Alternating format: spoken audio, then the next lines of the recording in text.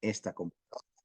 Lo primero, y además vamos a mandarlo en vivo, pero ahora desde Facebook. Vamos a mandarlo en vivo desde Facebook. Ahí conectarme en vivo. Ya estoy diciendo aquí que por favor me conecte. Espero que ajá, ya está haciendo la preparación para transmitir el seminario en vivo. Y ahorita que me comente el sistema que ya está, ya, parece ser que ya está. Listo, genial. Entonces, bueno, listo, ya está. Se va a enviar un tercero. Bueno, nuevamente, pues muchísimas gracias, gracias por acompañarnos. Muy buenas noches a todos los que están acompañándonos en vivo en esta transmisión, donde vamos a hablar acerca de neuroeducación y me da mucho gusto darles la bienvenida. Mi nombre es, soy el doctor José Martín Ochoa Cáceres y que además soy el creador de Skepsi Gimnasia del Pensamiento y me hace el favor de acompañarme, como siempre, Marta Rebolledo, una vez al mes, platicando siempre de temas asociados, pues, lógicamente, al ejercicio intelectual. Marta, muy buenas noches, ¿cómo estás? Hola Martín, buenas noches. Pues aquí contenta de hablar de este tema porque estoy como, así como frijolito saltando en comal, justamente porque el tema de la neuroeducación o de las neurociencias aplicadas a la educación es un tema que ha sido súper manoseado, súper malentendido, que lo usan para venderte cualquier cantidad de barbaridades y creo que es Es, importante que las familias tengan una idea clara de qué es neuroeducación, si de verdad existe o no, y cómo se ok. relaciona con el aprendizaje de sus hijos, ¿no? Me encanta precisamente la introducción y bueno, claro está, les agradezco a quienes nos están acompañando hoy. Gracias Jimena, gracias Karen por acompañarme, por acompañarnos, perdón, qué egoísta, discúlpame Marta, por acompañarnos en esta sesión.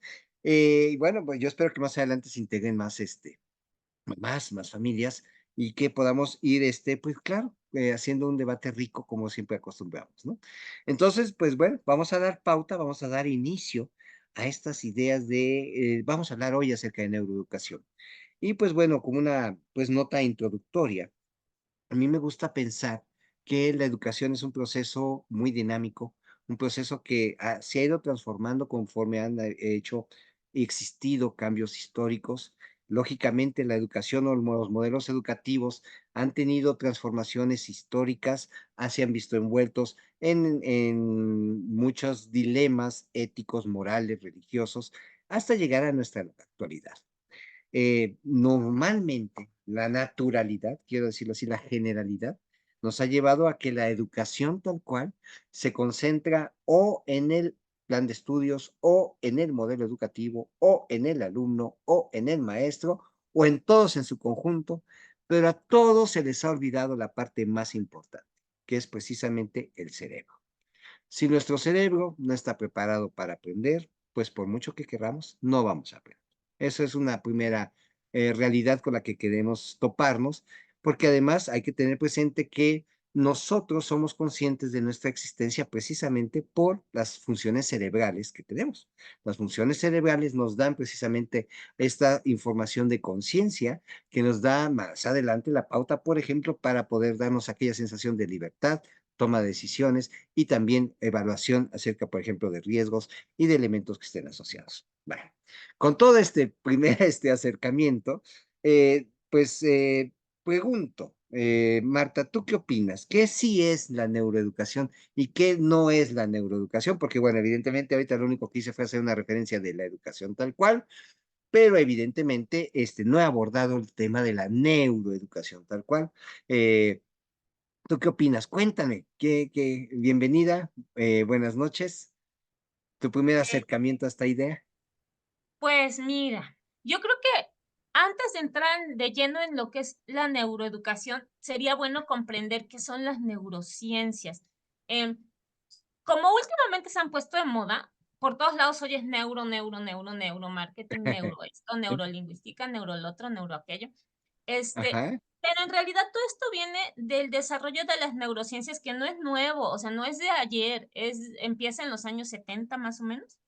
y de ahí comienzan, conforme va avanzando también la ciencia médica, comienza a tener una comprensión más clara y compleja de lo que es el cerebro y de cómo funciona, porque antes, pues, no había manera como de escanearlo, como de revisarlo, y era una caja negra en la que suponíamos que entraba algo, algo pasaba dentro y algo salía de él. Entonces, pero no sabíamos a ciencia cierta qué estaba pasando. Conforme se van descubriendo y conociendo las partes que conforman el cerebro, cómo interaccionan entre ellas, cómo reciben estímulos, cómo comprenden los estímulos, etcétera, etcétera, es que se va desarrollando este conjunto de disciplinas, porque ojo, las neurociencias no es uno, No, es un conjunto de disciplinas que trabajan en la investigación del sistema nervioso, poniendo la principal atención en la actividad cerebral y la relación de esta con el comportamiento, que es algo que hay que entender, ¿no? Entonces, no es que estemos hablando solamente de una ciencia del cerebro, sino de una serie de ciencias como la biología, como la psicología, como la pedagogía, como ¿qué otra cosa podría ser? Pues la medicina por en sí, ejemplo, la ¿no? neurolingüística, ¿no? Eh, esa es una parte que vamos a discutir tú y yo ahorita, porque pero sí, la lingüística sí entra ahí, la lingüística, la La antropología. neurolingüística también. De hecho, aquí hay un punto que es, yo creo que fundamental para poder señalar un cambio que yo creo que además es radicalmente importante cuando hablamos de qué es y qué no es la neuroeducación. Un principio fundamental que vamos a encontrar en todos aquellos actividades que estén relacionadas con la neuroeducación es la famosísima neuroplasticidad, aquella habilidad que nosotros encontramos en nuestro cerebro para que a través de una serie de estímulos tengamos las conexiones sinápticas y que estas conexiones sinápticas a lo largo de la práctica vayan formando nuevos canales de comunicación, llamémoslo así, un nuevo cableado, un nuevo cableado de comunicación cerebral, es es un caso muy, muy típico de procesos que sí nos llevan a la neuroeducación, entre otras cosas, ¿no? ¿Y por qué menciono la neurolingüística? Bueno, pues porque hay casos muy, muy, muy bien documentados en donde, por ejemplo, alguien sufre un accidente, después de que sufre este accidente pierde parte de su masa cerebral y precisamente después de que la terapia puede, por ejemplo, recuperar sus habilidades de habla o sus habilidades de lectoescritura. Y esto se debe precisamente a esta maravillosa propiedad que tiene el cerebro de generar nuevas conexiones sinápticas y regresar a los procesos de comunicación, ¿no? No sé si tú estés de acuerdo a ese respecto o tengas alguna nota al calce. Yo siempre tengo notas al calce. Es que fíjate que esa parte de la plasticidad cerebral es cierta. De hecho, fíjate que es uno de los aportes de las neurociencias, porque antes se consideraba que el cerebro llegaba un momento en que dejaba de aprender.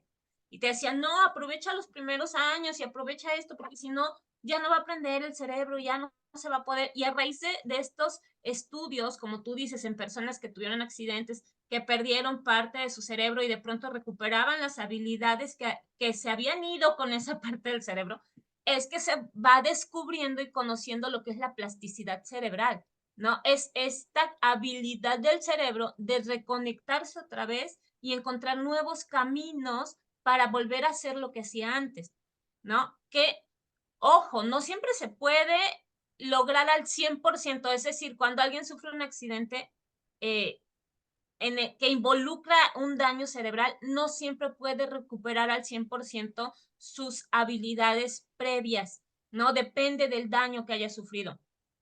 Pero lo que sí es cierto es que con la terapia adecuada puede lograr avanzar muchísimo porque el cerebro es plástico. Y esto implica que el cerebro siempre puede aprender, siempre está aprendiendo. Es uno de los grandes mitos con los que se ha asustado a los padres de que si tu hijo no aprovecha ahorita cuando tiene 5 años y escucha Mozart, no va a ser un genio. Cierto. O sea, no es cierto. De hecho, No, fíjate que yo esa sí es una mentira. es una mentira. La maestría que estudié justamente fue en neurociencias aplicadas a la educación. Entonces, eso es uno de los más grandes mitos que hay. No, no es cierto. Lo que sí es cierto es que hay ciertas ventanas que son periodos sensibles, se le conoce desde hace tiempo, que son ventanas de oportunidad en la que va a ser más fácil aprender algo que si dejas pasar esa ventana de oportunidad y lo intentas después, te va a ser más difícil, ¿no? Que era lo que ponía de ejemplo el otro día, de si tú quieres aprender un instrumento, piano, guitarra, etcétera, violín, y lo empiezas a aprender de pequeño, las conexiones neuronales que se forman te lo hacen más fácil, porque además de pequeño hay una ventana de oportunidad en donde puedes mover tus dos manos a diferente ritmo, porque en el piano tienes que mover esta mano en un ritmo y esta mano en el otro, ¿no? Y estar leyendo las notas y estar llevando el tiempo y el compás y que si lo intentas ahorita como yo que tengo 50, me va a costar, pero no me va a costar porque no se puede aprender, me va a costar porque mi cerebro ya ha creado especializaciones en mis manos. Entonces, esas especializaciones hacen que me sea difícil, separarlas y poder llevar un ritmo con uno y otro ritmo con otro. Y a un niño, como todavía no se han creado esas especializaciones a lo largo de muchos años, entonces le va a ser más fácil. ¿Sale? Eso es real. Hay ventanas de oportunidad, hay periodos sensibles, hay momentos en los que es más fácil aprender una cosa sobre otra, pero si no lo hacen a los 5 años, porque ustedes no tuvieron la oportunidad de comprarle el piano y no pudo aprender piano, y lo retoma a los 15, a los 20, a los 30 o a los 50, no hay problema, va a aprender piano de todas maneras, ¿no? Sí, aunque, bueno, es importante hacer una acotación que es correcto, pero de manera, eso sí, muy infortunada, ¿no? Hay momentos de esta ventana de oportunidad que si no se aprovechan, se pierden totalmente.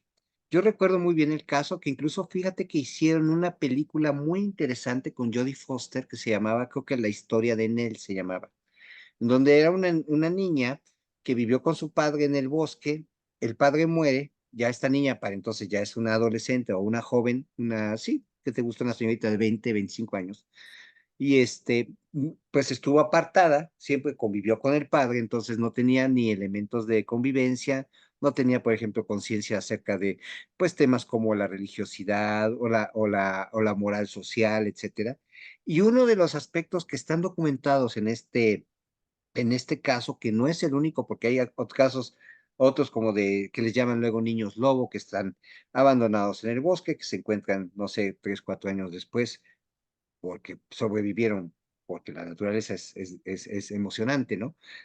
Pero, por ejemplo, la habilidad del habla, concretamente pronunciación de palabras como la R o la L se pierden, ¿no? Y para tener un caso muy preciso y muy directo es las culturas orientales, concretamente en el chino o en el japonés, perdón, la letra R no existe en su alfabeto. Entonces, esto provoca que cuando ellos quieren, por ejemplo, aprender español, por eso se les hace burla, ¿no? Eh, no que el comel beldula, no que el comel la los, ¿no? Por ejemplo, porque ellos ya no identifican, ya a esta madurez cerebral, ya pasada esta ventana, su cerebro ya no puede identificar esta diferencia en la pronunciación entre una R y una L. Claramente, estos casos nos denotan que lo que tú bien dices, Marta, es correcto. O sea, no se puede todo. La neuroplasticidad, sin duda alguna, es una gran herramienta de sobrevivencia del cerebro. Hay casos muy claros, por ejemplo, en adultos mayores, que pues precisamente hay una enzima que se llama beta amiloide, que conforme va creciendo el adulto, empieza a envolver precisamente estas conexiones neuronales y entonces es uno de los desafortunados precursores, por ejemplo, del Alzheimer. Y claro, podemos a través del ejercicio intelectual generar nuevas conexiones, fomentar el uso y aparición de nuevas sinapsis, pero de nuevos elementos de neuroplasticidad. Sin embargo, para cerrar este comentario, esto no inhibe el hecho de que lo que ya sucedió en el cerebro con la beta amiloide, que ya cubrió esas anteriores conexiones, va a ser o va a provocar a la larga que desaparezca. Entonces, sí, lo que bien mencionas, ciertamente a la larga, esto puede llegar a provocar por ejemplo, este tipo de demencia. Por eso el ejercicio intelectual es mucho, muy importante. En este primer punto, la neuroplasticidad es, vaya, es muy, muy valiosa, incluso como un tema de salud, de salud de social, ¿no? salud mental. Sí, de salud Mental mental. y social, ¿eh? Sí, Sí. sí. Y bueno, fíjate que yo me topé dentro de esta investigación, Marta, porque pues soy muy curioso también, ¿no? Y entonces de pronto salió dentro de estas gama de fantasías y cosas extrañas de mitos de la neuroeducación que tenía que ver mucho con la emoción. Bueno, miren, yo voy a plantear una cuestión que es muy importante porque además en mi papel de investigador tengo que decirlo. Esta idea que nació y que se distribuyó mucho acerca de cuáles son aquellas habilidades de aprendizaje, ¿no? Donde uno dice, ay, yo soy más visual, ¿no? Yo soy más, Ah, más kinestésico, que yo soy más, este, auditivo. Eso es una mentira. Radicalmente quiero decirlo y categóricamente eso no existe. ¿Por qué lo digo? Porque hay resultados que demuestran esto, ¿no? Estadísticamente se puede evidenciar que el ser humano cuando aprende toma lo mejor del proceso de aprendizaje. Cuando hay que ver, ve, cuando hay que escuchar, escucha, cuando hay que actuar, actúa, ¿no? ¿Por qué lo menciono? Ah, porque ahora lo voy a relacionar con el tema de la neuroeducación y el abuso que se da de la emoción. Temas como, por ejemplo, el gaming, temas como que hay que enseñar con base en la emoción, temas como que hay que hacer que la educación sea siempre un proceso emotivo, que todo el mundo esté contento, chalala. Pues bueno, eso no necesariamente es cierto. Yo lo afirmo, claro, desde mi pequeña base de investigación en el campo educativo, pero quiero saber qué es lo que tú has experimentado, qué has visto específicamente del tema de la emoción dentro de la neuroeducación y vamos a ver hasta dónde podemos converger en esta idea, ¿no? ¿Qué opinas? me encanta. Fíjate que justamente ahorita que tocaste el tema de uno de los neuromitos más extendidos, que es el de los estilos de aprendizaje, me gustaría acotar aquí algo. Los estudios de estilos de aprendizaje se hicieron por parte de muchos autores. No solamente está del BAC, que es visual, auditivo y kinestésico, también hay otros que mencionan que somos vamos, que aprendemos más en la cuestión emocional, o que aprendemos más en la cuestión verbal, o que aprendemos más, o sea, hay muchos estilos de aprendizaje. Hay quien dice que aprendemos con el cerebro izquierdo, el hemisferio La parte izquierdo, el izquierda, lado la y parte la parte derecha. Sí. derecha, el no sé qué. Entonces, todo eso fueron estudios que se hicieron al inicio de las neurociencias, que dieron ciertos resultados, que se dieron cuenta no que haya canales específicos, sino que hay predominancia, que no es lo mismo que mi hijo solo es visual, o sea, no, hay predominancia de un canal, las personas o predominancia de un hemisferio, pero en realidad en el proceso de aprendizaje, en el proceso de cualquier cosa que hagamos, el cerebro completo entra en juego, el cerebro completito, los dos hemisferios, ¿no? Y lo mismo pasa con los estilos de aprendizaje, o sea, entra en juego todos los canales por los que recibimos estímulos, los 5 sentidos,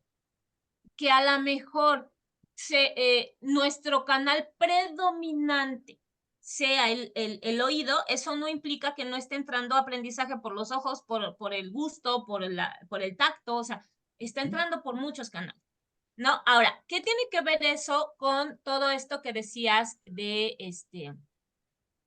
pues Dime. de la neuroeducación, ¿no? O sea, todo esto de los neuromitos han creado una serie de velos que hacen ver a la educación, a la neuroeducación como si fuera una especie de cuestión misteriosa y toda rara, bien acá, cuando en realidad es basada en evidencia científica y en realidad te muestra que el aprendizaje sí tiene una base emocional, pero ojo, esa base emocional no implica que tengas que ser, ¿cómo le digo yo? Ay, se me fue, animador sociocultural de tus hijos, ¿sí? O sea, no Animador. tienes que ser Ok, animador good. sociocultural, ¿no?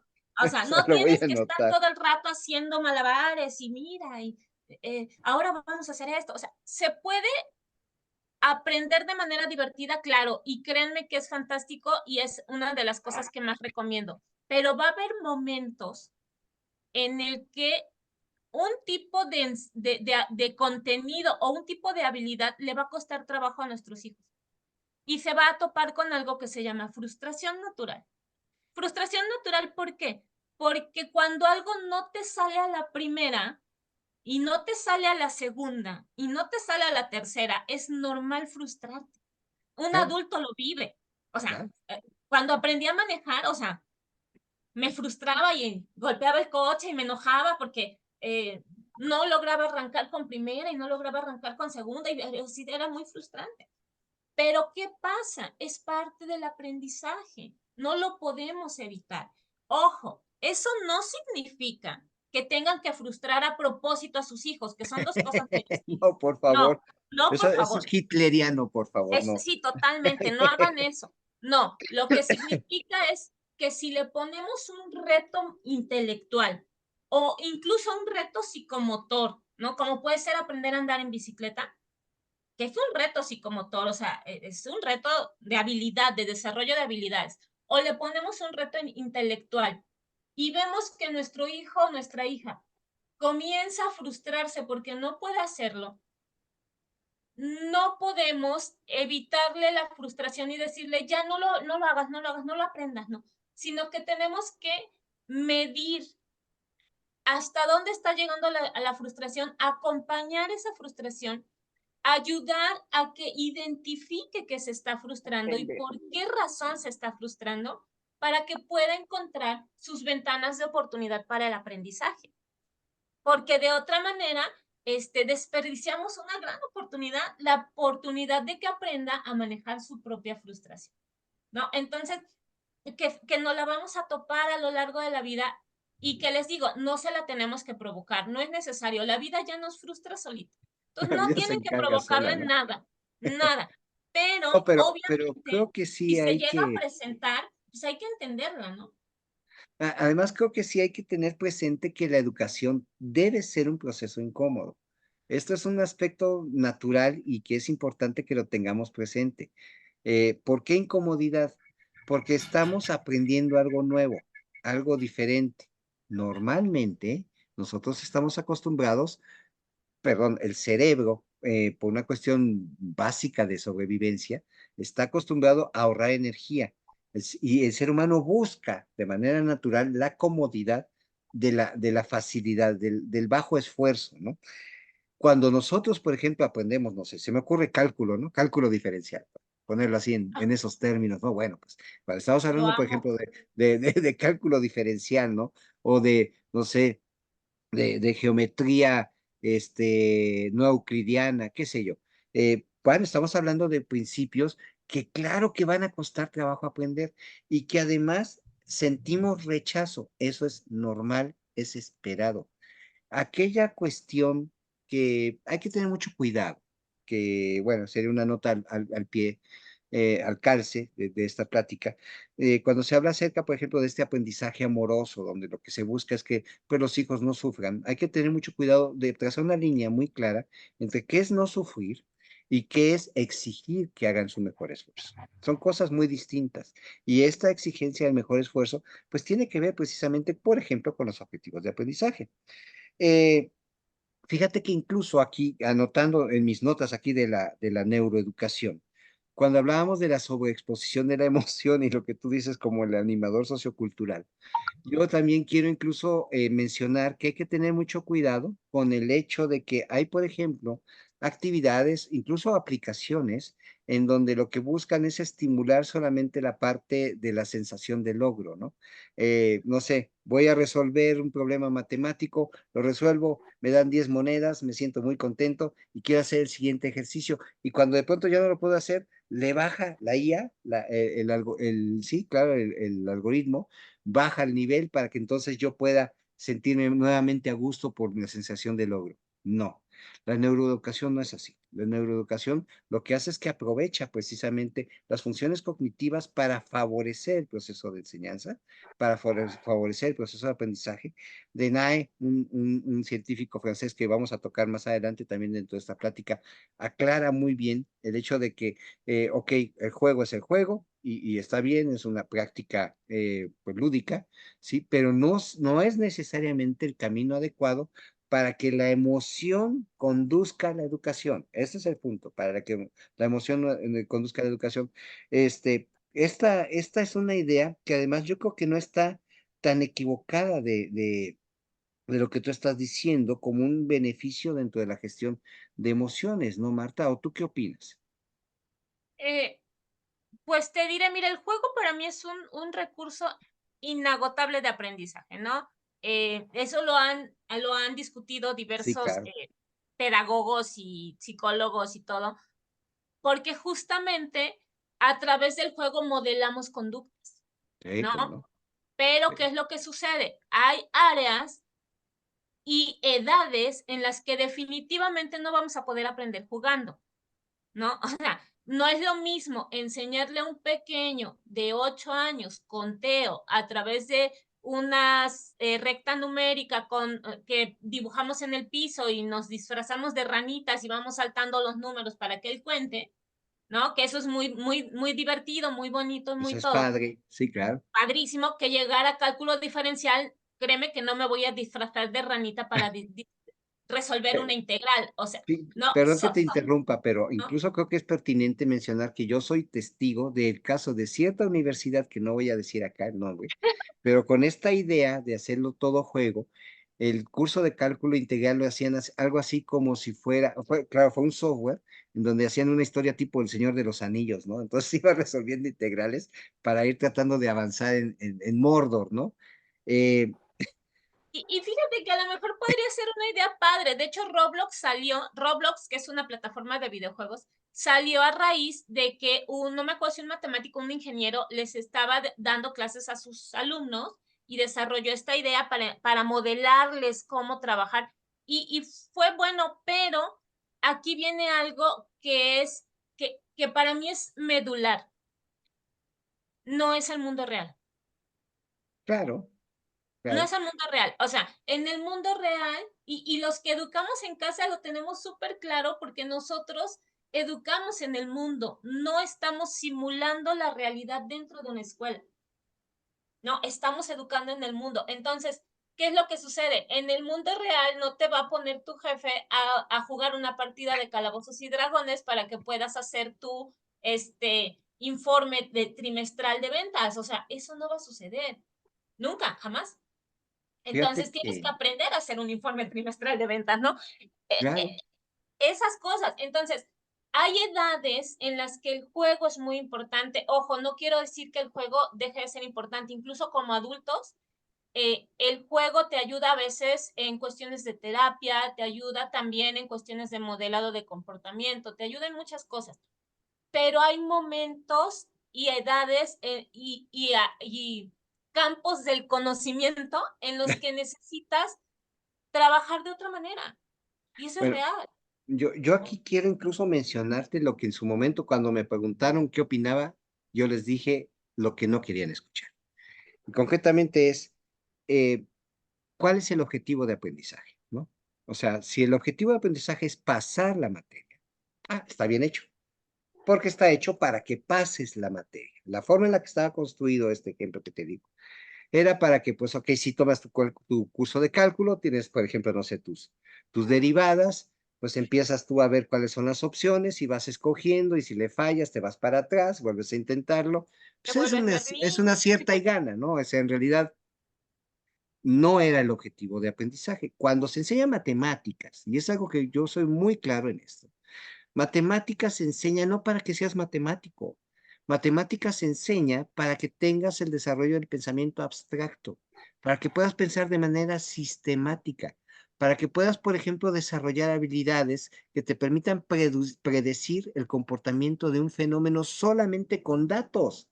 Bueno, si es que esto es así, pues perdón, pero una idea de un gaming de ese tipo no es neuroeducación. No, Es jugar, sí, claro, con la emoción, con aquella sensación de logro donde, ay, pues ya engañé a la máquina, ¿no? Soy más bueno.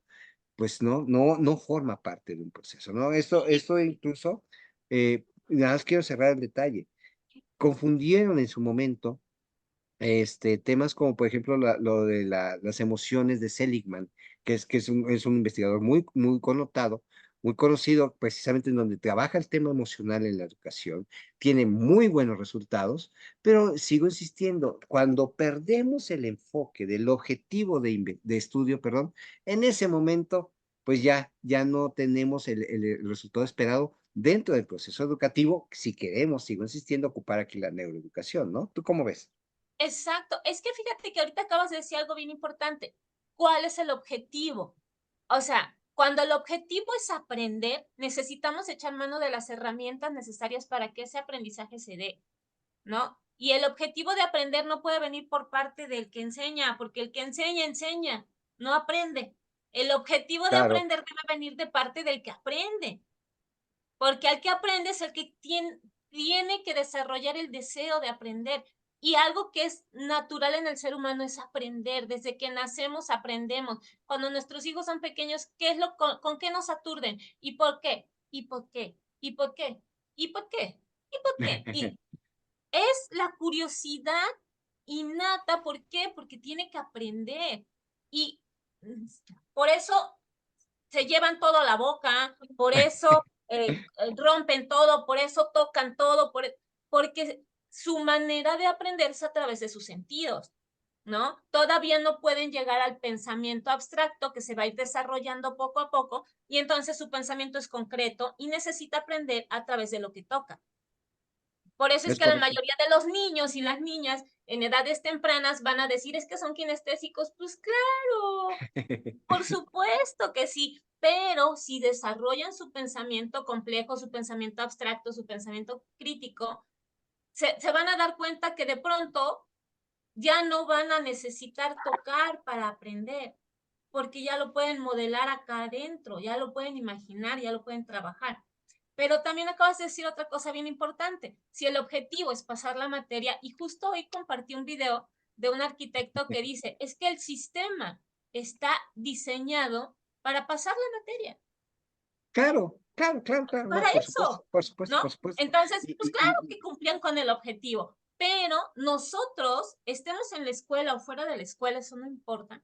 Nosotros los que aprendemos, porque él se ponía pues como un aprendiz, ¿no? Él es, aunque es un profesionista ya, pues es un aprendiz. Nosotros los que aprendemos debemos tener como objetivo propio y personal el aprender la materia, ¿no? Aprenderla. Entonces, eso te va a ayudar a resolver problemas de tu vida diaria, porque te va a ayudar cuando salgas al trabajo, porque nadie te enseña en una materia lo que te vas a encontrar en el campo laboral. Y eso es sí, cierto, así ¿no? es. Entonces, y ahí viene la emoción. Si tú tienes emoción por el aprendizaje, la emoción por el aprendizaje no necesariamente va a ser bonita. Hay aprendizajes que desgastan. A mí me pasa que yo luego me hiperenfoco en algo y me encanta aprenderlo, pero llega a ser tal mi ansiedad de aprender que me enfermo. Eso Sí, no es cómo bonito, no. No, no no, es bueno, bonito, pero incluso está ahí, ¿no? podemos pensar un proceso ya más adulto de aprendizaje, que son las relaciones emocionales con nuestras parejas, ¿no? ¿Cuántos aquí nos hemos equivocado? Hemos cometido errores en la selección de la pareja, en la forma en la que uno le ha hablado, la forma en la que uno lo ha tratado, etcétera, ¿no? Y esos aprendizajes duelen, son Por aprendizajes al supuesto. final del día. Y aquí incluso esto me da pauta, pues, a la tercera sección donde hemos estado platicando en lo que hemos discutido, ¿no? Marta. Por ejemplo, un caso como este que estamos hablando del aprendizaje emocional, ¿no? Las relaciones sociales, también dentro de la neuroeducación es un elemento que, por ejemplo, no vas a encontrar nunca en una currícula educativa, pero que sin duda debes de llevar a cabo con tu hijo, sea en un sistema, llamémoslo así, institucionalizado, escolarizado o no. De todos modos, tu hijo, tu hija va a tener una pareja, tu hijo, tu hija va a tener una convivencia con amigos, va a jugar un partido. Entonces, solamente aquí lo acoto en la parte emocional, aunque claramente es extensivo a todo lo demás. La neuroeducación forma aquí de pronto un papel muy valioso porque, insisto, no está en una currícula. Y entonces aquí sí ya nosotros nos convertimos en los principales promotores de esta parte, ¿no? Así como sucede el tema directamente de las emociones, me nace de pronto decir, bueno, temas asociados, por ejemplo, al lenguaje y también temas asociados directamente a la curiosidad científica, son otros dos casos que, insisto, no están trabajados directamente en una currícula formal, en una institución. Lógicamente, las familias homeschoolers tienen mucha más capacidad para poder trabajar estos aspectos, pero eso no inhibe el hecho de que en muchas ocasiones lo veamos porque pensamos que ya está dado, ¿no? ¿Tú cómo ves estos principios, Marta? Pues es que es justo, o sea, parte de las carencias del sistema educativo, casi en cualquier parte del mundo, es el hecho de que no prestan atención a este tipo de detalles, ¿no? Como decíamos hace rato, ok, la emoción sí está asociada al aprendizaje, por supuesto que sí, no como quisiéramos siempre, porque hay aprendizajes que no son bonitos, pero, pero sí está asociada.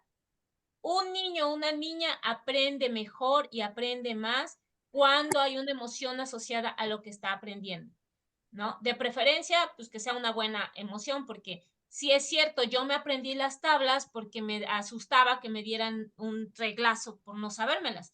Entonces, eso no es una emoción chida y no se vale, ¿no? No hay que llegar a esos puntos, no hay que hacerlo. No, por Pero favor. no, por favor, pero sí tenemos que tener claro que emoción y aprendizaje van de la mano. Eso nos lo ha enseñado la neurociencia de la educación, o bueno, más bien la neuroeducación, nos ha enseñado esa parte, emoción y aprendizaje van de la mano. Pero también, como tú estabas mencionando ahorita, ¿no? Porque yo luego me pierdo cuando hablo, perdón, viene esta parte de que no está en las currículas porque, bueno, si ustedes revisan la nueva escuela mexicana, sí está en la currícula el aprendizaje socioemocional, Sí, pero cómo por no. Dios, le dedican 20 minutos al día, 40 minutos al día, bueno, a la semana, ni siquiera al día. Eso no funciona, no sirve, porque el aprendizaje o más bien el desarrollo de las habilidades sociales y el desarrollo de las habilidades emocionales es un continuo en el tiempo, en el día a día. Por eso viene dado por la familia. No importa si llevas a tus hijos a la escuela, no importa si los educas en casa, si en el día a día no trabajas el desarrollo de habilidades sociales y de habilidades emocionales, estás dejando una gran carencia, un gran hueco en tus hijos, aunque sean muy buenos en matemáticas y en español y en química y en todo eso. ¿Por qué? Porque de verdad sí están conectados. O sea, tal vez no como los neuromitos nos lo pintan, pero sí están conectados, ¿no? Y porque además la parte del desarrollo del pensamiento complejo pasa por las emociones. No puedes desarrollar pensamiento complejo si no entiendes lo que pasa en tu mundo interior, la parte esta de lo que estás sintiendo. Eh, Parte del pensamiento complejo es la metacognición. Y la metacognición es saber cómo aprendo. Pero o sea, para saber cómo aprendo, debo de saber cómo soy, quién soy y qué hago. Y para saber eso, debo conocer mis emociones, poderlas nombrar, poderlas autorregular, poderlas expresar. Entonces, va de la mano todo, ¿no? Aquí yo quiero hacer una mención importante a quienes nos acompañan y que probablemente también van a revisar después este video. Habló Marta acerca del pensamiento complejo. Yo los remito aquí a un video que hicimos precisamente en un webinar donde abondamos precisamente el tema del pensamiento complejo. Me parece que tiene que ver con un webinar de Barbie, si mal no recuerdo. Entonces va a ser muy fácil Creo que que lo sí. identifiquen. Ahí hablamos de lo que es pensamiento complejo y extendimos precisamente estos principios, ¿no? Además, temas que en donde sí estoy convencido con lo que dice Marta, es el tema de que no hay decisión sin emoción, absolutamente, ¿no? Por eso es el tema del abuso de la emoción cuando se está hablando precisamente de la educación, de la neuroeducación, ¿no? Sin embargo, lo que sí quiero aquí hacer la acotación es que en la nueva escuela mexicana no necesariamente se toman esas 2 horas, como dices, a la semana, como es un trabajo basado en proyectos. También se explota mucho el aprendizaje social de Vygotsky y también se toma en cuenta el aprendizaje significativo de Uswell. Entonces, creo que, claro, es mucho más extenso, muy complejo, sin duda alguna, es un tema que con esto deberíamos tomar otro webinar, pero sin duda, Definitivo, ¿eh? sí hay en el modelo de la nueva escuela mexicana el trabajo emocional y social. Eh, lo que yo quiero incluso aquí hacer la mención cuando estamos hablando acerca de los beneficios de trabajar con la neuroeducación es que no solamente se considera la parte emocional, que es con lo que partimos ahorita, de que esto nos llevará sin duda alguna a un proceso educativo con nuestros hijos en un entorno también con la conceptualización social. Esto es, el 2 más 2 es igual a 4, desaparece y se encuentra con que en una suma que nosotros vamos a encontrar en algún momento de nuestra vida puede hacer que nosotros enriquezcamos nuestros resultados o no, ¿no? Concretamente, yo estoy en una situación, por ejemplo, de debilidad emocional y de pronto me encuentro un amigo y platico con él, estoy sumando. Y estas ideas son de las ideas que nos ayudan precisamente a esa parte de la neuroeducación, pero además, sobre todo, yo quiero que aquí tratemos ya de aterrizarlo hacia ya, directamente, ok, el conocimiento, cómo trabaja la neuroeducación en el conocimiento. Y aquí es el beneficio, yo pienso que la neuroeducación va a presentar para empezar un beneficio fundamental. La neuroeducación parte de los principios cognitivos. Esto es, no vamos a partir de cómo voy a comunicar mi proceso de la zona, sino que voy a entender cómo funciona el cerebro del niño a los 6 años, a los 8 años, a los 10 años, a los 12 años, etcétera. Y nos vamos a dar cuenta que aunque son 2 años de diferencia, el cerebro está madurando de manera distinta. Y aunque siga siendo la misma operación, que es una suma, la manera en la que lo voy a abordar para que este proceso sea cognitivamente más significativo es distinto.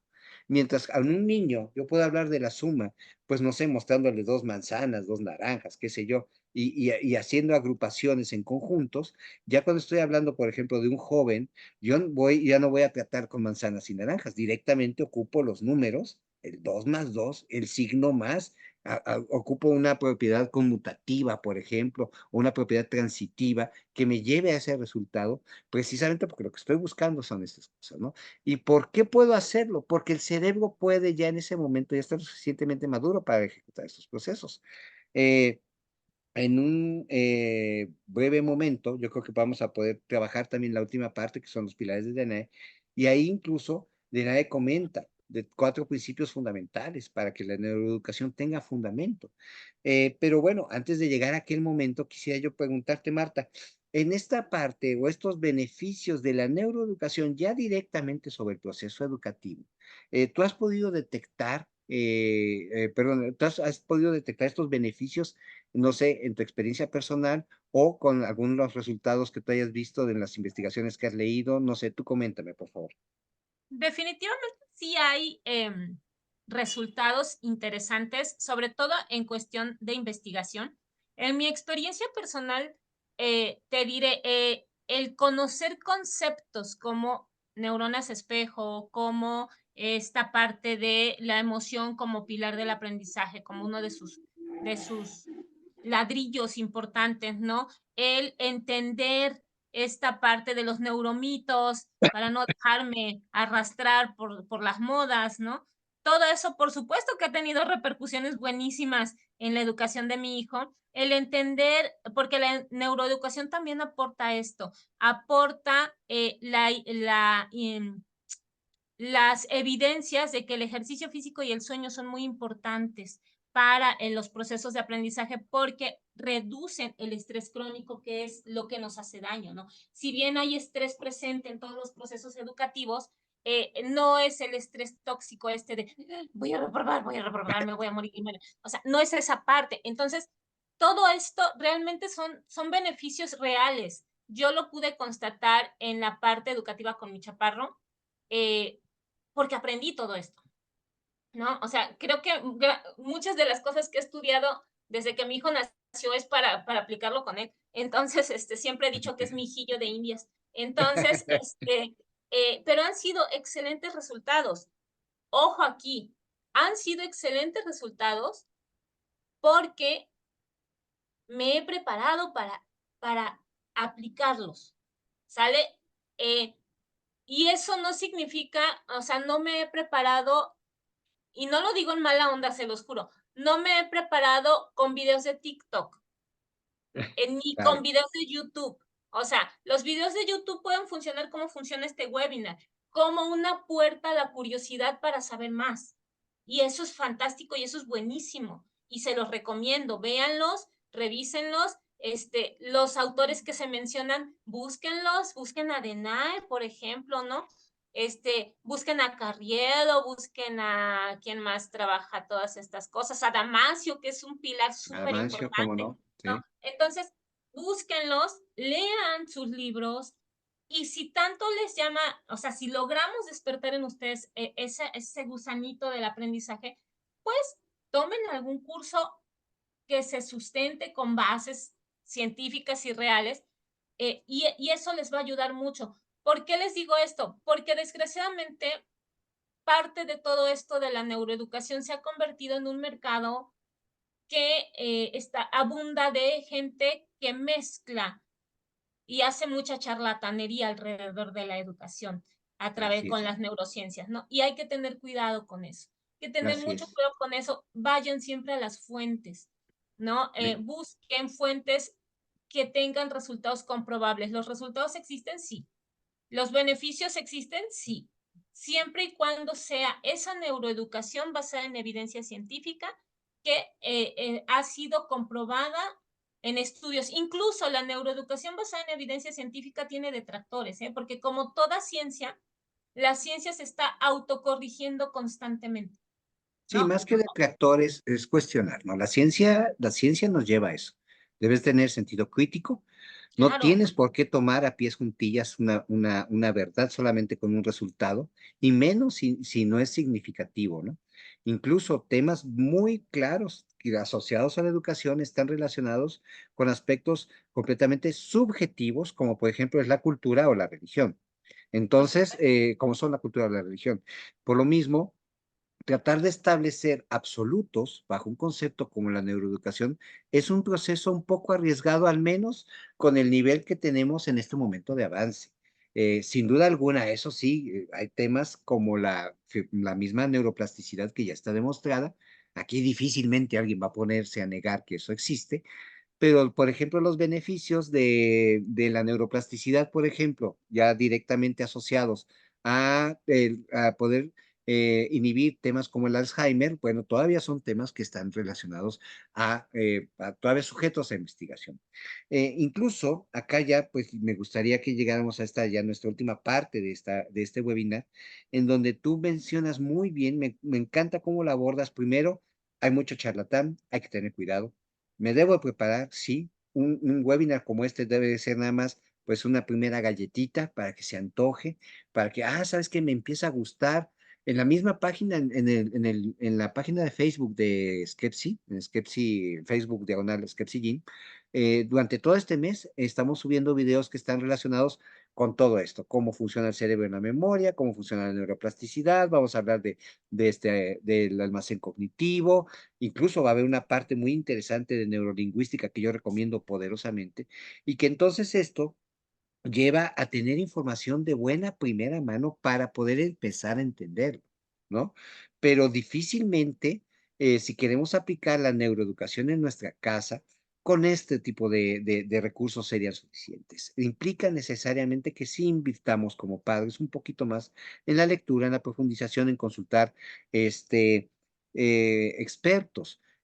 mucho cuidado en las redes, porque incluso yo he sido testigo de casos o de discusiones en donde, por ejemplo, hablan del concepto de la inteligencia, ¿no? Una mamá pregunta de buena fe, oye, yo, ¿cómo puedo hacer un estudio de precisamente inteligencias múltiples con mi hijo porque él es más musical? Y de pronto aparece por ahí el mensaje de una persona que dice que es neurocientífica y que dice que puede hacer a través de este examen X, Y, Z, ¿no? Yo tendría mucho cuidado porque precisamente yo sí puedo ufanarme de lo que conozco, lo que sé, lo que manejo, y tengo clarísimo que el concepto de inteligencia tal cual es un concepto que no es un absoluto y que tratar de pretender, vaya, acotar estos modelos de inteligencia a exámenes o a estudios, a test, eso es charlatanería. Eso es lo que no debemos permitir y eso es lo que, por ejemplo, ya en mi caso, en mi posición, debo denunciar.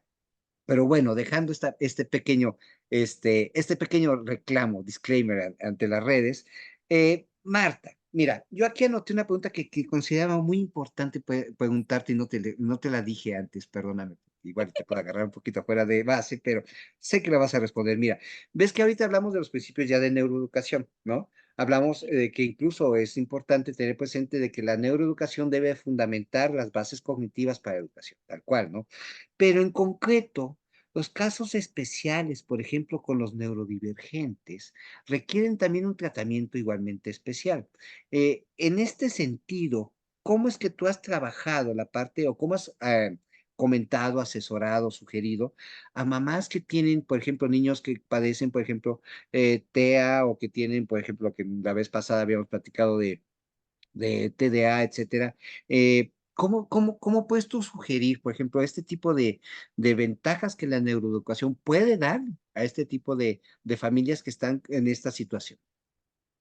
Bueno, la verdad es que yo me estoy preparando, y digo me estoy preparando porque todavía no tengo la preparación completa. Les recomendaría más la página Autismo sin Escuela, que porque Sí, Jazmín sabe Jazmín sabe mucho de montones. eso, sí. Ella es neurodivergente, madre neurodivergente con hijos neurodivergentes. Entonces, y yo me estoy preparando con ella y con otras personas.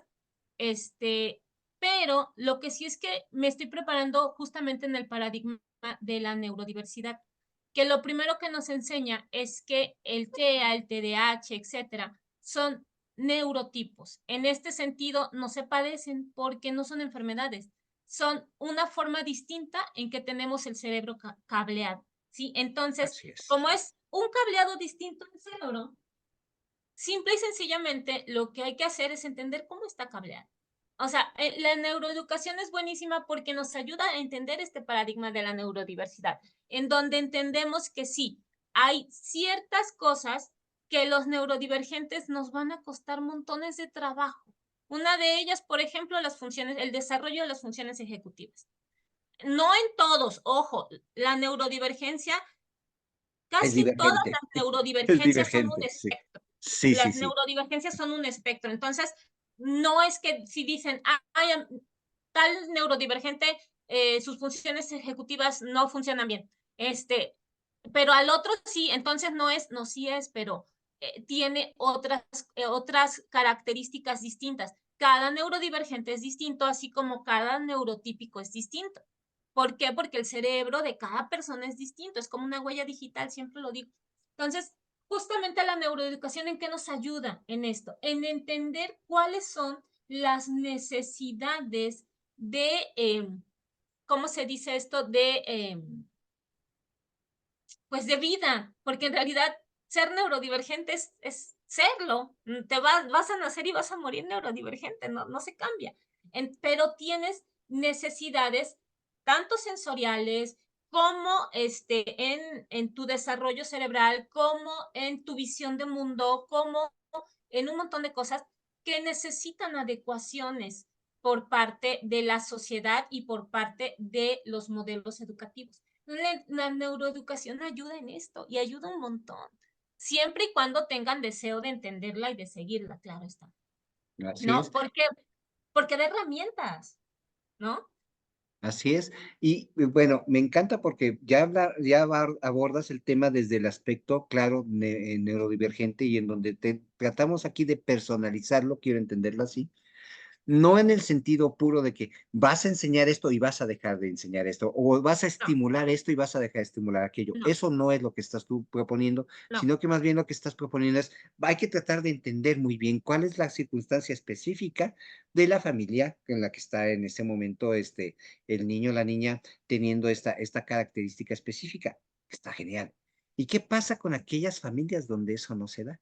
Donde tenemos pues condiciones, llamémoslo así, que no hay neurodivergencia, son niños que tienen un comportamiento también distinto, hasta en cierto momento predecible de acuerdo con su edad, lo que decía Piaget, cumple, y entonces bajo este mismo entendido, ¿cómo funciona o cómo podemos aplicar en este caso la neuroeducación? ¿Tendría alguna diferencia? ¿O deberíamos de manejar tal vez el mismo concepto? ¿Tú qué opinas? Am, a ver si entendí tu pregunta, porque creo que no entendí muy bien. ¿Te refieres a familias en donde no aceptan la neurodivergencia o Más en bien donde donde no no existe, existe? donde no En existe, o donde no sea, vaya, existe, sí, donde vaya, no aparece ese caso, ¿no? También donde existe, todos son neurotípicos. son neurotípicos, exacto. Pues la neuroeducación se aplica igual. O sea, es que esa es la belleza de la neuroeducación. Como trabaja con el cerebro, lo primero que entiende es que cada cerebro es distinto. Incluso si toda la familia es neurotípica sin ningún problema, cada individuo va a ser diferente, cada individuo va a tener ritmos de aprendizaje, cada individuo va a tener un canal predilecto para aprender, ¿no? Cada individuo va a tener características de madurez diferentes, aunque estén en el mismo ecosistema familiar, porque eso es algo que hay que entender también. La realidad del cerebro no solamente sucede aquí adentro, sucede allá afuera, porque el cerebro recibe estímulos constantes, pero cada cerebro lo interpreta distinto. Entonces, aunque dos niños estén creciendo en la misma familia, con los mismos padres, con los mismos estímulos, su desarrollo va a ser distinto, aunque sean Claro. neurotípicos, No, y ¿no? aparte es padrísimo porque mira, es realmente hermoso. Yo creo que es una conclusión bella a la que estamos llegando acá, porque esto nos guía precisamente a la universalidad que precisamente hasta este momento nos está otorgando los principios de neuroeducación, independientemente de los autores. O sea, podemos aquí Sí, encontrarnos que hay distintos autores serios que además llegan a puntos comunes, que convergen precisamente en los puntos, ¿no? Lo que decía de nada del tema de los cuatro pilares, si nosotros queremos aprender, ¿qué es lo que necesitamos? Primero, atención, ¿no? Si entonces estamos hablando de que, por ejemplo, tenemos un niño que es neurodivergente, tiene problemas de atención. Bueno, evidentemente, ¿dónde hay que ejercitarlo? En atención. Hay que desarrollarle prácticas cognitivas que le ayuden precisamente a habilitar sus capacidades de concentración, de atención, para que pueda proceder al siguiente proceso, ¿no? Luego, lo que decía Denae, nosotros necesitamos tener procesos retadores. Insisto, la educación no tiene por qué ser cómoda, tiene que tener un sentido incómodo, necesario para aprender, porque de lo contrario, entonces el cerebro se vuelve perezoso. Y si es perezoso, pues evidentemente ya no tiene ese efecto cognitivo deseado. El tercer pilar que decía Denae es que debe de haber un proceso de retroalimentación. El error, el equívoco, todo este tipo de condiciones tienen que premiarse en lugar de castigarse. Marta hizo un comentario durante esta plática en donde ella compartía un video, mencionaba, en donde hablaban acerca de las calificaciones y de cómo los modelos están dirigidos hacia las calificaciones, y eso lo mencionaba Marta como un error. ¿Por qué es un error? Precisamente porque no cumple con este pilar de DNI. La retroalimentación tiene que ser favorable. No debe de haber castigo. Vaya, si te equivocas, te equivocas. Es una cuestión natural de un cerebro. El error es pensar que no te puedes equivocar, ¿no? Y si esto lo enseñamos a nuestros niños desde que tienen la edad suficiente, nos van a amar por dos cosas. Primero, van a ver que el mundo no es perfecto y no van a sufrir por eso. Y más adelante, cuando tengan una pareja, también nos van a amar por lo mismo, porque somos humanos y nos equivocamos, ¿no? Y entonces van a aprender, por ejemplo, valores como el perdón. Y el último pilar de DENAE tiene que ver con el descanso necesario, reparador, porque esto, pues, al final del día, es el hardware, ¿no? Si nosotros no cuidamos nuestro cuerpo, si nosotros no le damos el descanso debido, pues entonces no vamos a tener desarrollo de estas habilidades. Y, por ejemplo, va a pasar lo que mencionaba Marta, ¿no? Con lo que ella mencionaba como el estrés educativo, que es muy cierto. Entonces, ¿hacia dónde llegar todo esto, esta serie de ejercicios? Claramente, cuando hablamos de neuroeducación, hay que tener presente que debemos considerar las funciones cognitivas antes de los contenidos, antes del modelo, antes del maestro, antes de todo lo demás, porque con base en eso podemos hacer que realmente el proceso educativo tenga significado. Aquí Ausbel me pondría una medallita. Sí, Martín, hay que hacer que tenga significado. Sí, porque de lo contrario, pues perdón, no dejaremos de ser más que una enciclopedia. ¿Cómo ves, Marta? ¿Hice bien mi resumen o me voy para Eh, atrás? no, excelente resumen. De hecho, yo lo único que quería sería una acotación que debe quedar claro para las familias. Cuando hables de los ejercicios de atención, la atención es básica, pero jamás esperen el mismo tipo de atención de un neurotípico al No, tipo de atención de un claro. neurodivergente. Jamás lo esperen. Nunca esperen. No sé si han visto que todo el rato yo he estado sacando cositas. Cada vez que hablo, sale una cosita distinta en mi mano. Es una de mis formas de mantener la atención. Es un rito que Es, tienes, Marta. es un rito que tengo. Es un steaming. Cuando estoy haciendo un video, me pierdo, mi mente se va a muchos lados. Para poder mantener mi mente enfocada, yo necesito estar jugando con lapiceros, con cositas, a veces bajo la mirada porque estoy haciendo origami. O sea, no, no es mentira, estoy haciendo origami. Y eso me permite mantener mi atención en lo que Martín está diciendo, porque si no, mi mente vuela y no sé qué dijo. Lo oigo como los de Charlie Brown, bla, bla, bla, bla, bla, bla, bla. Entonces, necesito hacer esto. ¿Por qué les digo esto? Porque en los procesos de atención de los niños neurodivergentes no van a poder lograr lo que en un niño neurotípico, de por sí los niños no se quedan sentados, de por sí los niños son fanáticos de moverse, de brincar, de saltar, no esperen que un niño o una niña neurodivergente deje lo que necesita para autorregularse solamente porque creen que esa es la forma de poner atención. La forma de poner atención es distinta en cada persona. Se puede poner atención, sí, y deben encontrar las maneras en que van a lograr la atención plena, sí, porque la atención es necesaria, pero la atención, que así se llama, la atención divergente, es diferente a la atención eh, esperada por la mayoría de los padres, porque la mayoría de los padres esperan, es que no me ve a los ojos, no me está poniendo atención, no, yo puedo estar viendo para allá y te estoy escuchando perfectamente bien y sé lo que estás diciendo, pero si te volteo a ver, me desconcentro. ¿Por qué? Porque veo que mira, tienes aquí una cosita rara y ya me estoy preocupando, ¿qué será esa cosita rara? Y ya se me fue, porque estoy viendo la cosita rara que tienes aquí. Entonces, eh, o como yo, que necesito tener cosas en las manos, porque si no estoy jugando con mis manos, me pierdo, ¿no? O otros que encuentran distintos rituales, distintas formas de mantenerla y aún así la mantienen por ciertos periodos de tiempo. La atención tampoco se puede mantener como por 500 horas, ¿no? O sea, Así olvídenlo. es. Por mucho que te guste un tema, por mucho que bueno, no, te diré, cuando te gusta mucho un tema, haces hiperfoco y puedes estar 15 horas buscando información, pero aún así tu cerebro a rato se desconecta. No, no, o sea, no es una atención permanente 15 horas, no es cierto. O sea, se te va a ir, se te va a venir, pero no pierdes el objetivo, ¿no? Es la única acotación que haría, porque bueno, también Denae trabajó con cuestiones neurotípicas todo el tiempo, ¿no? Denae no se especializó en neurodivergencia, entonces Así eso es. hay que entenderlo, él trabaja con una cuestión neurotípica y pues claro, y la atención sí es un pilar importante, por supuesto que lo es, pero va a ser diferente. ¿Por qué es tan importante para mí esto? Porque me topo con muchas mamás que están muy frustradas porque me dicen, es que mi hijo no me atiende. Ujú. Digo, ¿por qué? Porque está jugando. No, no está jugando. ¿Por qué? Porque está como yo rayando, ¿no? No, no está jugando, está atendiendo lo que estás diciendo, pero para poder Ajá. concentrarse necesita hacer rayones en su pared. Entonces, nosotros como madres tenemos que poner atención y observar cómo son nuestros hijos, ¿no? Eso es O- bien importante. Y o- ojo, eso no es lo mismo para todos. Cada quien es distinto. Así es, o tratar de desarrollar el hábito, ¿no? Porque sí, es cierto, en neurodivergencia no tenemos por qué pensar que se comporta igual que el neurotípico, absolutamente no, pero sin duda yo sí apuesto por la idea de que sí se puede desarrollar la atención es un concepto al final del día, Se debe tratar, claro, o sea, tratar en un sentido de que se debe de explorar de qué manera puede, pues, focalizar al niño, pero de que se alcanza, se alcanza.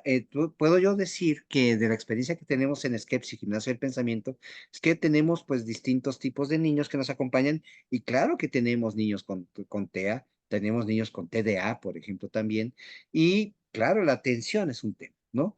Y puedo yo decir sin duda alguna que con nosotros han tenido muy buenas experiencias, han desarrollado hasta cierto nivel las habilidades y las tienen que seguir desarrollando porque es una experiencia de vida. Qué bueno, porque esto significa que este es un muy buen reto con el que Funciona, estamos dices. nosotros trabajando, ¿no? Bien, oigan, pues ya nos pasamos 3 minutos, Laura. Quiero nada más saber antes del cierre si es que hay algún comentario, alguna duda, alguna observación por parte de quienes nos acompañaron hoy. Hola, Gema, Jimena y Karen, gracias por acompañarnos. Ojalá y pudieran pues abrir el micrófono un momento y nada más. Si es que está todo bien, díganme que está todo bien y si hay alguna duda o comentario, pues por favor también háganlo saber, ¿no? Entonces, no sé, voy a empezar con Gema. Nada más dime si está todo bien o si tienes alguna duda y si es así, pues con gusto lo platicamos. ¿Qué opinas, Gema?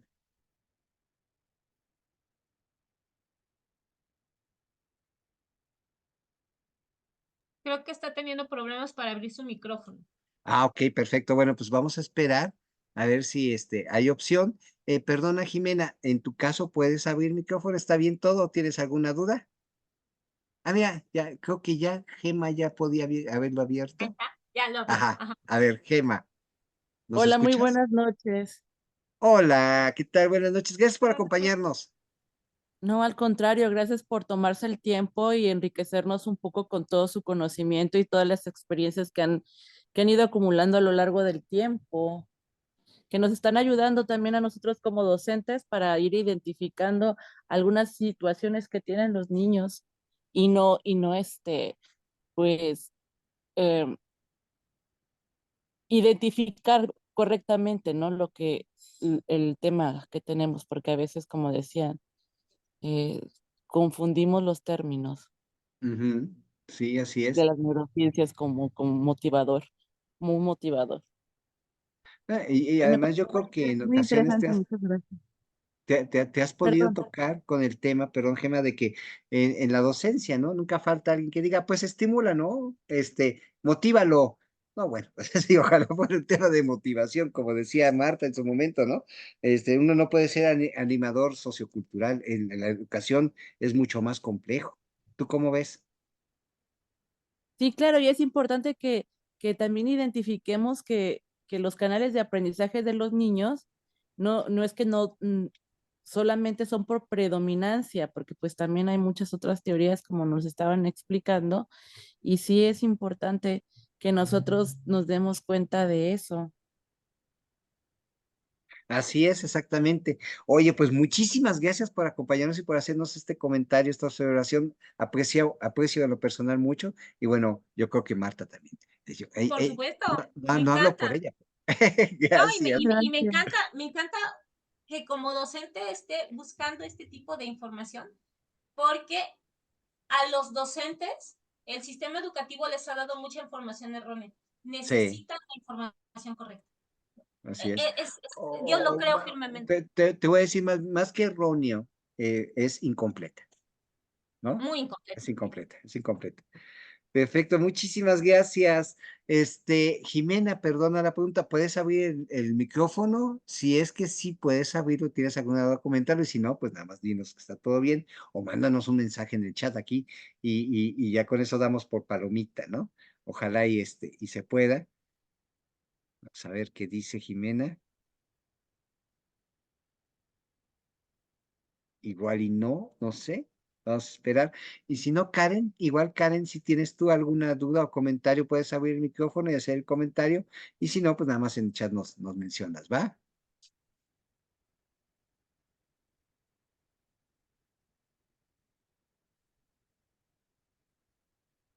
Jimena, Karen. Bueno, pues yo creo que igual en una de esas no tiene algún Luego comentario. cuesta abrir el Sí, sí, sí. micrófono.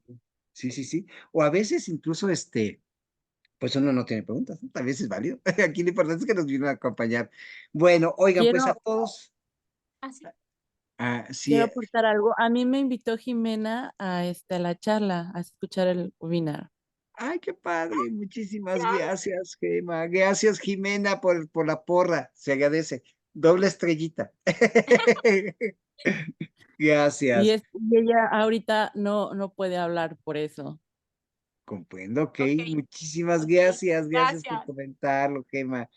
Este, y bueno, no, pues la verdad aprecio grandemente que nos hayan venido a acompañar. Claro, hablo en nombre de Martín Ochoa, director de Skepsis Gimnasio del Pensamiento.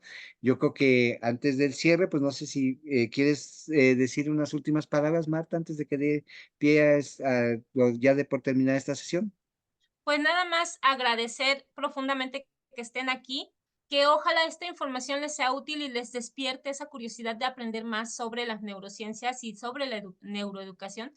Y una disculpa si soy muy intensa cuando hablo, pero es un tema que me apasiona. Y cuando algo me apasiona, dice mi hijo, mamá, cuando te apasiones, gritas. Y efectivamente, subo la voz, me emociono, porque me emociona mucho.